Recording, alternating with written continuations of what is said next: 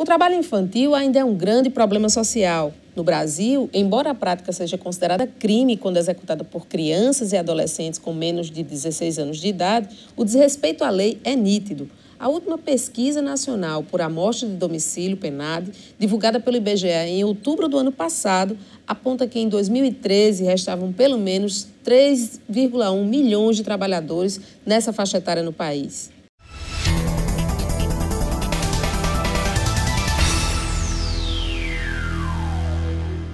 Outras pesquisas mostram que em 2015 o cenário pouco mudou e o trabalho infantil é realidade em muitos países. Um destes trabalhos, de extrema relevância, resultou no livro O Trabalho Infantil no Brasil e na Argentina, um caso de desrespeito à Declaração Sociolaboral do Mercosul, de autoria do advogado e professor da Facisa, Jonábel Barbosa dos Santos, lançado este mês em São Paulo pela editora LTR, com circulação para todo o Brasil. Professor Jonábel, boa tarde, seja muito bem-vindo aqui ao nosso espaço, ao Tema Jurídico.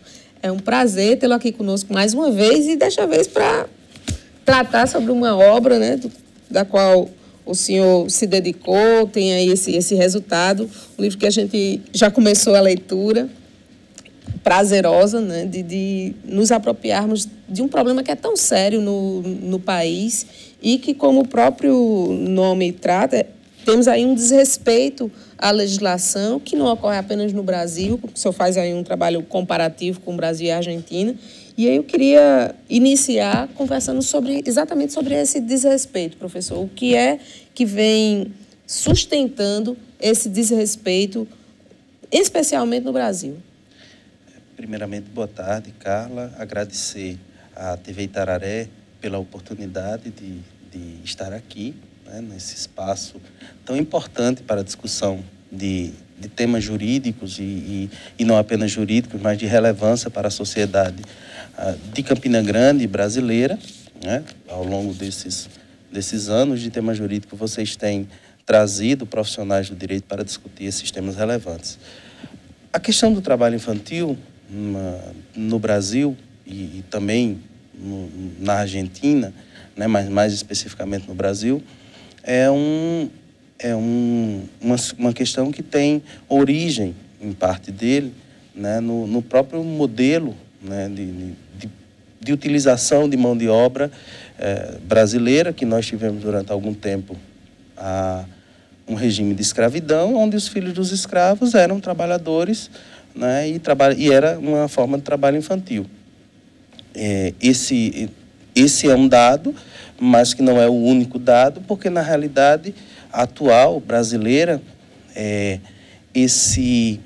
o trabalho infantil ele tem como um fator determinante as dificuldades econômicas e sociais vivenciadas pela maioria da população brasileira, onde as crianças são levadas ao trabalho, grande parte disso, como forma de complementação da renda familiar e, às vezes, até como forma de subsistência mesmo, de sobrevivência da criança e do próprio núcleo familiar, porque, em muitos casos, a remuneração da criança é a única renda específica e certa que a família possui.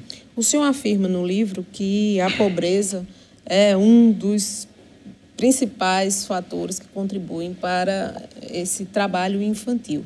E aí isso me fez lembrar de lhe perguntar sobre em que medida o trabalho das políticas públicas que foram feitas ao longo dos últimos 10, 12 anos, no sentido de tentar equilibrar a distribuição de renda no país, gerou algum impacto no que se refere a esse controle, ao combate do trabalho infantil? De fato, as políticas públicas de distribuição de renda, elas que foram implementadas no Brasil nos últimos 10, 12, 15, né, nos últimos 20 anos, mais ou menos, elas são importantes como mecanismos de resgate de pessoas que estavam abaixo da linha de pobreza, mas, infelizmente, elas não são suficientes. Não são suficientes sob várias perspectivas. Sob a perspectiva de que os recursos destinados, eles não conseguem atingir os objetivos, eles são são inefetivos, porque essas políticas são formuladas, mas elas não deixam claro qual é a intenção delas, né? Não fica claro qual é a intenção delas, tanto do ponto de vista econômico e principalmente do ponto de vista social. E, além disso, nós temos uma economia que, periodicamente, ciclicamente passa por crises e, consequentemente, essas crises terminam refletindo, em sua maioria, naquelas pessoas que possuem a menor renda, né? E, consequentemente, são essas pessoas e são os filhos dessas pessoas que terminam migrando para o trabalho infantil. Muito embora, no Brasil, quando você vai trabalhar e discutir trabalho infantil, é preciso que você estabeleça duas perspectivas.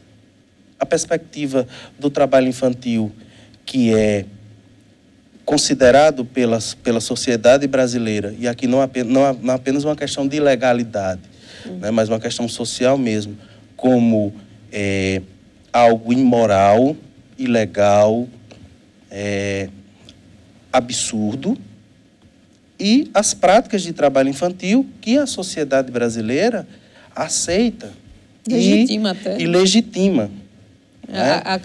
O trabalho infantil doméstico, por exemplo, que muitas vezes você traz, quem está na zona urbana, traz muitas das vezes as meninas, né, dos sítios, da área rural. Não, vem, eu vou colocar na escola e tal, estou lhe fazendo um grande favor, fazendo você crescer, mas você vai ser, na verdade, minha empregada doméstica. Né? Então, tem muito isso é muito cultural na nossa sociedade ainda. E, além disso, tem aquelas outras questões que diz respeito ao trabalho infantil no meio artístico,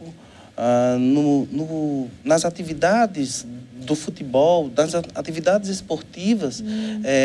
Cada vez mais as nossas crianças estão ingressando mais cedo nessas atividades. E no Brasil isso é incentivado pela família, isso é incentivado às vezes até pela sociedade como um todo, pelas empresas, pelos veículos de comunicação que não têm essa preocupação social.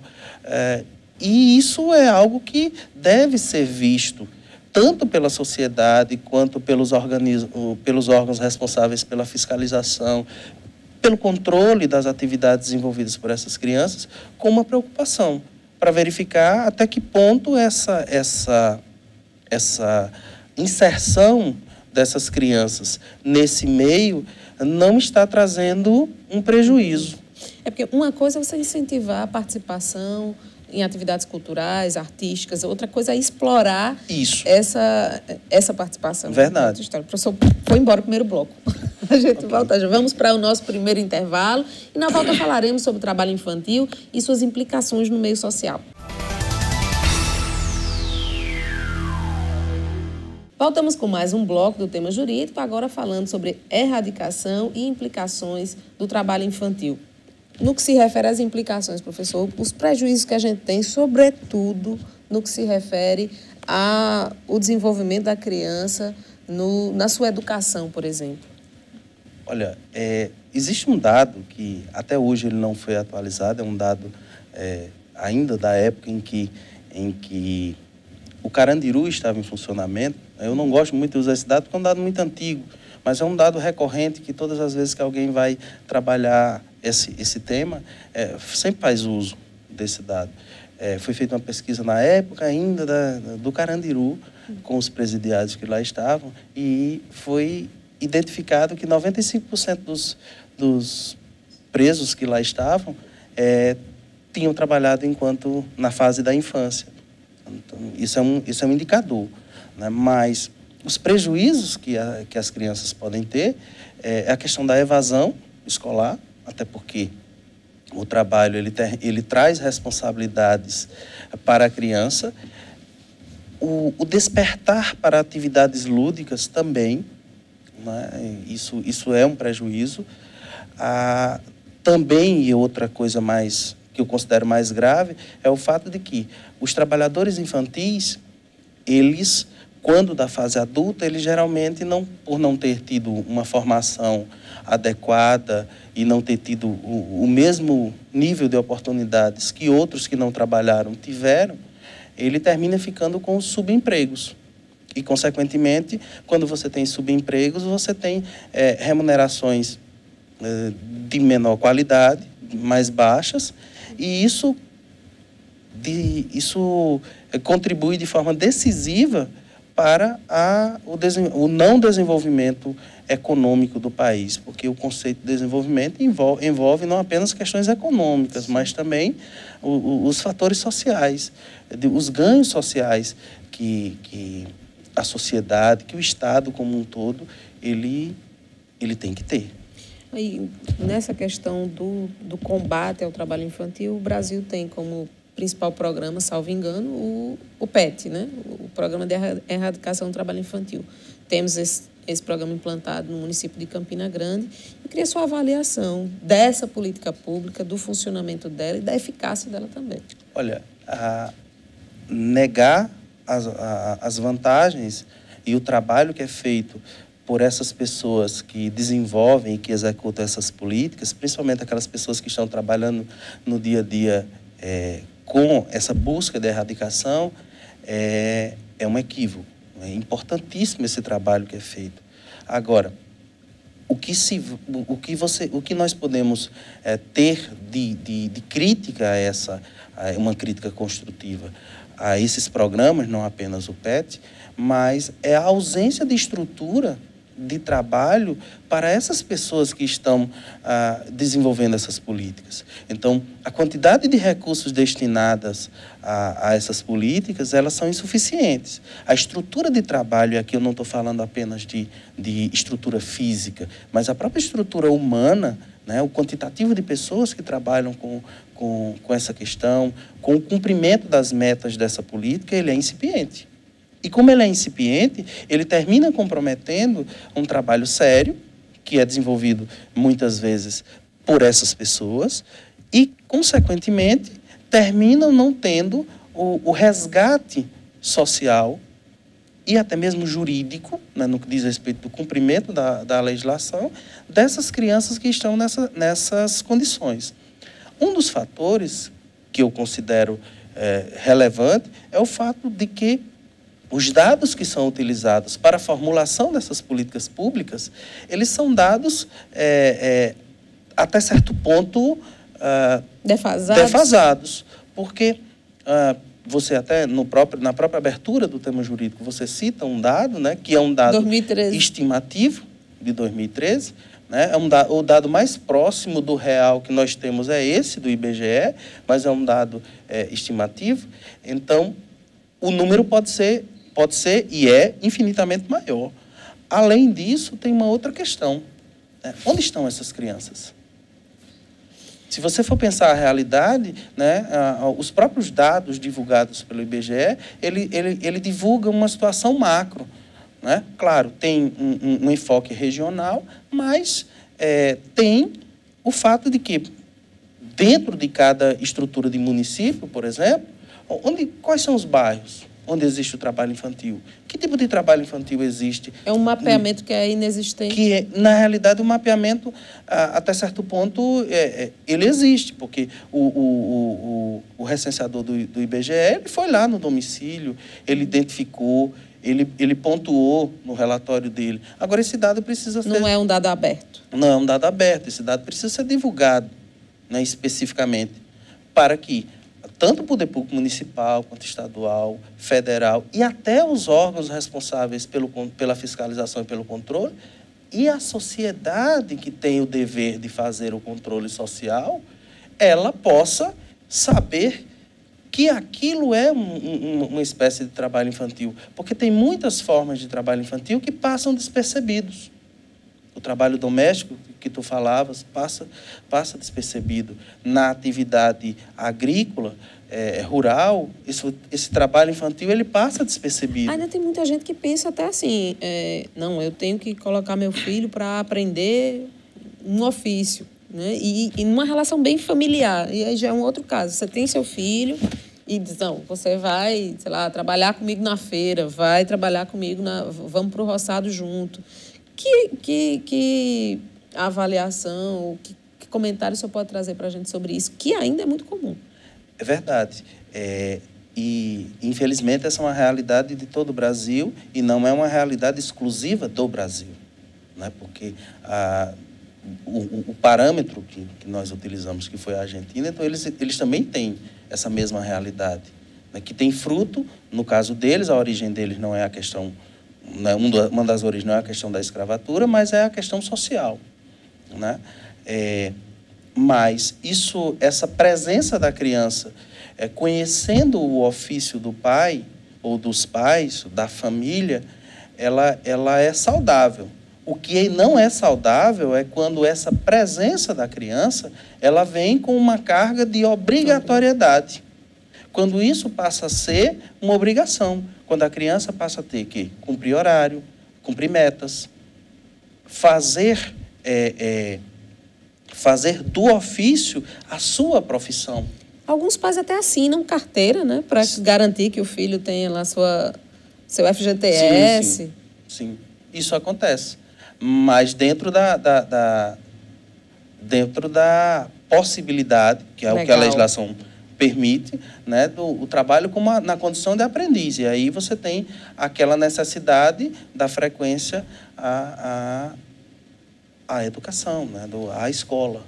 Joia, professor. Vamos para o nosso último intervalo, é 1 minuto só.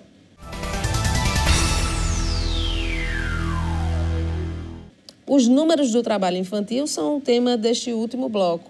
Professor, a gente, como o senhor citou, abriu o programa falando sobre o último dado, né, divulgado em relação ao trabalho infantil no Brasil. Eu queria saber quanto desse universo vem sendo efetivamente atendido pelas políticas públicas.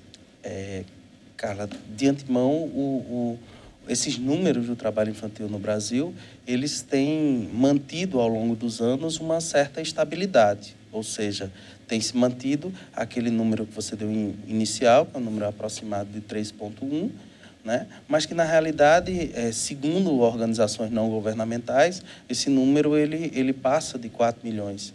E, consequentemente, também, né, que aí são dados que você tem que tratar e confrontar esses dados. Mas, inclusive, sob a perspectiva da eficácia dessas políticas públicas. Quanto desse número as políticas públicas conseguem atingir.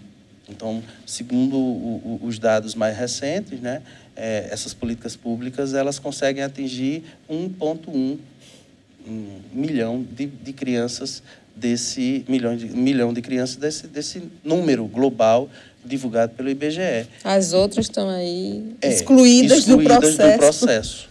E, na realidade, você tem esse número, é o número de pessoas, de crianças que são atingidas pelas políticas, mas não se tem a resposta dessas políticas, ou seja, o quantitativo de crianças e adolescentes que foram resgatados dessa situação de trabalho infantil. Né? Desse 1,1, qual é o percentual de sucesso? Qual é a taxa de sucesso das políticas? Então, esse dado ele precisa ser produzido, até para que nós possamos ter uma maior facilidade, e eu digo nós, sociedade, e o Estado também, né, quando for formular novas políticas, até porque existe um plano nacional para a erradicação do trabalho infantil no Brasil, né, cuja vigência vai até o final de 2015, e, consequentemente, a partir de 2016 tem que ser formulado, né, um novo planejamento e tem que ser implementado um novo planejamento de erradicação do trabalho infantil. Contudo, esse planejamento ele parte de um dado... Depende dos dados. De um dado defasado, como nós já havíamos discutido. No caso específico da Argentina, tem uma questão interessante. Os responsáveis, tanto os pesquisadores quanto até pessoas que são vinculadas aos órgãos governamentais, tem até a fala de do ministro lá do trabalho de lá, né, que eles chamam de ministro do emprego, né, que ele fala justamente que o dado, a confiabilidade dos dados, né? O próprio Estado reconhecendo que aqueles dados que são utilizados para a formulação das políticas não são confiáveis. Ele não tem certeza de que aquele dado, além de defasado, é um dado que ele não tem certeza. Subnotificado. Isso, né? Por conta da subnotificação. Né? Então, isso traz para as políticas públicas e deixa as políticas públicas numa situação de fragilidade muito grande. Numa saia justa, né, professor? Isso, é difícil numa saia justa. Ser eficiente, ser eficaz num dado que não lhe favorece. E aí tem uma outra questão. Dentro desse cenário, e analisando os próprios dados oficiais do IBGE, você verifica que a erradicação do trabalho infantil ele fica muito na retórica, no discurso, e você não consegue visualizar até que ponto isso é efetivo. Tá? Apesar de todo o esforço feito por governos, mas principalmente pelos servidores, pelas pessoas os voluntariosos que estão lá à frente dessas políticas. Essas pessoas são as pessoas que precisam ser protegidas pela sociedade, incentivadas pelo Estado, porque a sociedade também precisa ter consciência de qual é o papel dela. Não é simplesmente o papel de cobrar o cumprimento da lei. Ou cobrar, tira esses meninos da rua que estão me incomodando, né? Porque, inclusive, no Brasil existe um projeto de emenda à Constituição Federal de 2011, que tramita no âmbito do Congresso Nacional, que representa um retrocesso, que é a tentativa de reduzir no texto da Constituição a idade mínima para o início da atividade laboral. E isso é um retrocesso. Na mesma perspectiva da redução da maioridade. Na mesma perspectiva da redução da maioridade. Tá? Existe uma outra solução, né, que às vezes é apresentada até como uma solução mágica, né, para incluir essas crianças na escola, que é a escola de tempo integral. Só que os nossos educadores, claro, existem ilhas onde, de fato, a escola de tempo integral funciona, mas são ilhas. Mas os nossos educadores precisam ser preparados para essa realidade. E, além dessa preparação, a escola precisa estar estruturada. Porque, do contrário, essa escola de tempo integral vai fazer com que a criança não queira ir para ela. É um depósito de criança, né? Isso. A criança não quer ir para ela porque ela não tem um atrativo. Ela não tem um atrativo. E, além disso, não há uma concatenação pedagógica das atividades que são desenvolvidas. Não há uma interação disso. Então, isso precisa ser discutido, ampliado, e o nosso corpo de professores e de profissionais que atuam nas escolas, principalmente nas escolas públicas, precisam ser preparados para isso. Senão, essas crianças vão retornar para o trabalho infantil. Essas poucas que foram resgatadas pelas políticas públicas. Vão voltar para a rua. Professor, uma outra crítica que o senhor faz no livro é com relação aos estudos que têm uma perspectiva mais reducionista e trabalham única e exclusivamente sobre a perspectiva da ilicitude.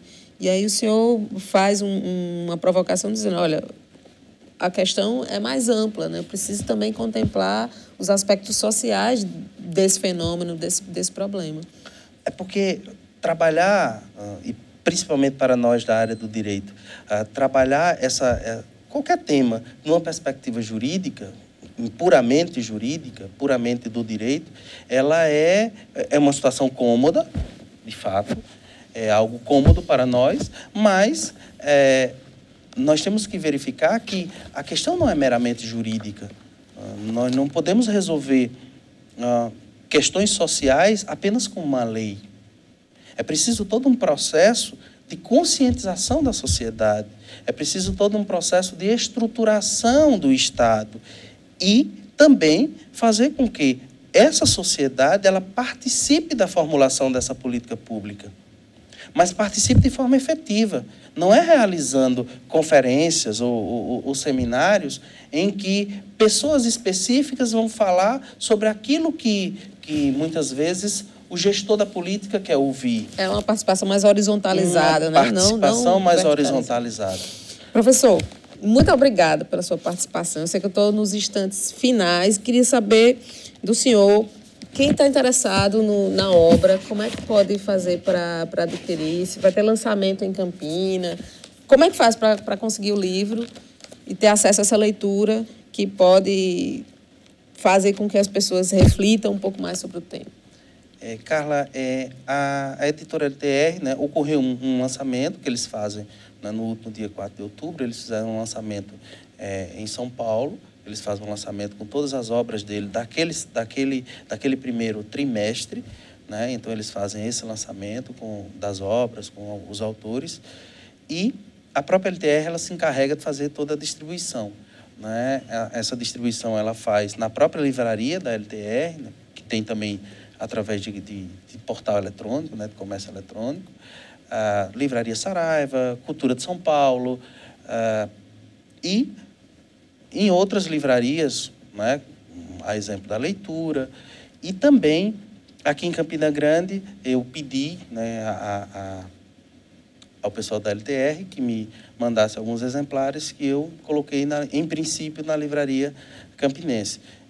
Eu estou organizando essa questão do lançamento e brevemente eu vou comunicar, né, quando será esse lançamento. Estou vendo aí a possibilidade de lançar dentro de algum evento, né, porque aí você tem um público específico para você mostrar o trabalho e não apenas aquele lançamento mais formal, né, que muitas vezes vem apenas aquelas pessoas que você convidou. Quando você lança dentro de um evento, então você termina atingindo um público mais amplo e que, bom, é uma forma de divulgação do trabalho, até porque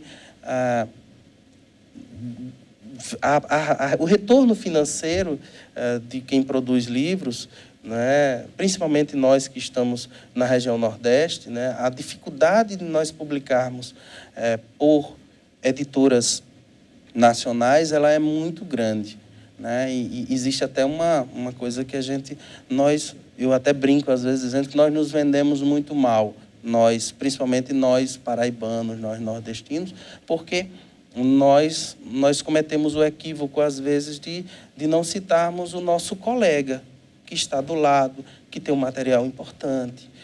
E nós, às vezes, fazemos citações, referências, mais de autores da região sul-sudeste e um pouco do centro-oeste, mas nós esquecemos um pouquinho dos nossos, da nossa região. É tanto que, por exemplo, no nosso livro aí, nós citamos o Volney Macedo, que é uma referência na área do direito do trabalho, desembargador do TRT, tem a professora Áurea Secato, que trabalha com esses temas como pesquisadora há algum tempo. Tem também a professora Maria Luísa, que também trabalha com esses conteúdos. Então, tem alguns autores da nossa região que eu fiz questão de citar, né, justamente porque eles trabalham muito mais a parte de direitos humanos, a parte de dignidade da pessoa humana, mas é necessário, aos poucos, você ir introduzindo, e nós irmos introduzindo essas citações, essas referências, até para que nós possamos, efetivamente, na área do direito, consolidar Campina Grande como um polo de pesquisa, já que nós somos um polo educacional, isso é reconhecidamente fato. Mais um motivo para a gente parabenizar o seu trabalho, professor, e agradecer mais uma vez pela sua presença. Eu é que agradeço a oportunidade. Obrigada. Boa tarde. Obrigada a você também pela sua audiência aqui na TV Itararé. Se você tem alguma sugestão de tema, por favor, nos envie. Curta a nossa fanpage e siga nosso canal no YouTube. Bom final de semana e até sábado que vem.